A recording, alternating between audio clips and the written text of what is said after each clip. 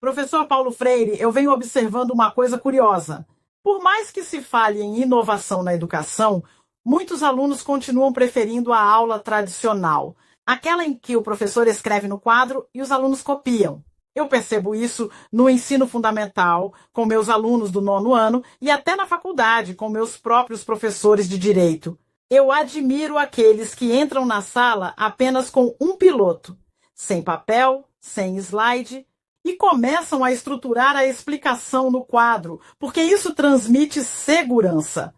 Os alunos também percebem isso. Eles até me perguntam: Dey, como é que você consegue guardar tudo isso na mente? Como o senhor explica esse fenômeno? Essa forma de ensino realmente funciona ou é mais uma questão de deslumbre? Minha cara Dey, que questão instigante. O que você percebe é um reflexo de como o ato de ensinar e aprender carrega consigo elementos simbólicos que vão além do método. O professor que escreve no quadro sem consultar notas não é apenas um transmissor de informações, mas uma figura que encarna o saber. E os alunos que vivem em um mundo onde a insegurança muitas vezes predomina, sentem-se ancorados nessa demonstração de domínio. Mas veja, minha amiga, isso não significa necessariamente que essa seja a melhor forma de aprendizagem, mas sim que ela atende a uma necessidade humana fundamental, a confiança no processo educativo. O professor que escreve no quadro e fala sem consultar materiais parece dono do conhecimento, e isso impacta a relação pedagógica. O aluno sente que há ali uma legitimidade e uma solidez. Contudo, não devemos confundir essa segurança com o verdadeiro ato de conhecer. A educação bancária, que apenas deposita informações na mente dos estudantes, pode seduzir pelo formato, mas nem sempre promove a criticidade. O que me preocupa é esses alunos que se encantam com esse modelo estão realmente compreendendo e reconstruindo o conhecimento ou apenas absorvendo a informação como quem decora uma pregação.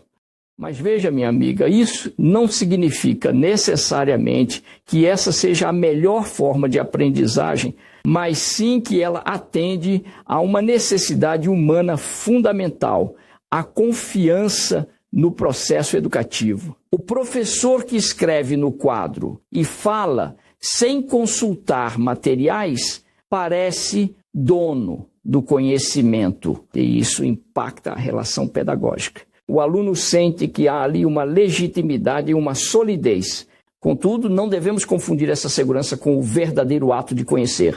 A educação bancária, que apenas deposita informações na mente dos estudantes, pode seduzir pelo formato, mas nem sempre promove a criticidade. O que me preocupa é esses alunos que se encantam com esse modelo estão realmente compreendendo e reconstruindo o conhecimento ou apenas absorvendo a informação como quem decora uma pregação?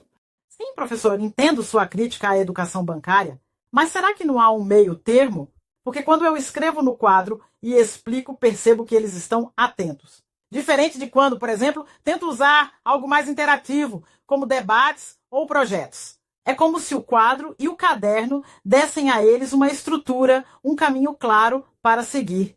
E há uma razão para isso, Dey. Durante anos, o modelo tradicional de ensino criou um ritual que traz previsibilidade. O aluno sabe que o professor vai escrever, ele vai copiar e depois escutará a explicação. Esse formato é confortável, pois não exige do estudante uma reinvenção constante do processo de aprender. E mais, em muitos contextos ele pode ser um espaço de resistência. Para jovens que vivem em situações de instabilidade, a figura do professor que sabe, que escreve e que fala com firmeza pode ser um ponto de apoio. Entendi. Mas veja, minha amiga, o que você pode fazer é transformar esse momento de escrita e explicação em algo mais dialógico. Escreva, mas provoque perguntas, explique, mas peça a eles que façam conexões. Não abandone o que funciona, mas amplie as possibilidades. Então o senhor não condena esse modelo? De forma alguma. O erro seria acreditar que ele, por si só, é suficiente. O que me interessa é saber, esse aluno que te admira porque você fala sem olhar para um papel, está se tornando um sujeito crítico? Está relacionando o que aprende com a vida? Se sim, então você está no caminho certo. Se não, talvez seja a hora de perguntar a eles: o que vocês fazem com esse conhecimento depois que saem da sala? A educação não pode ser apenas um espetáculo da memória do professor. Precisa ser um processo de emancipação do estudante. Ou seja, o fato de eu ter tudo na mente e passar para eles não é o problema. O problema é se eu apenas passo e não os faço pensar sobre isso. Exatamente. O verdadeiro desafio não é lembrar sem olhar para o papel, mas sim fazer com que eles jamais precisem apenas decorar sem compreender.